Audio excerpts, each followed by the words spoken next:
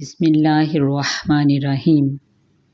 جو مرد اور عورتیں گندی اور فحش ویڈیوز وغیرہ ٹک ٹاک پہ بناتے ہیں اور دن رات حرام کمائی اکٹھے کرنے کی دھن میں لگے ہیں اور دوسرے لوگوں کو بھی حیاسوز کاموں کی طرف مائل کر رہے ہیں، غور سے سن لیں قرآن فحاشی پھیلانے کے بارے میں کیا کہہ رہا ہے۔ پارہ نمبر 18 سورہ نور کی آیت نمبر 19۔ ان الذین یحبون ان تشیع الفاحشۃ فی الذین آمنوا لہم عذاب علیم فی الدنیا والآخرہ واللہ یعلم وانتم لا تعلمون۔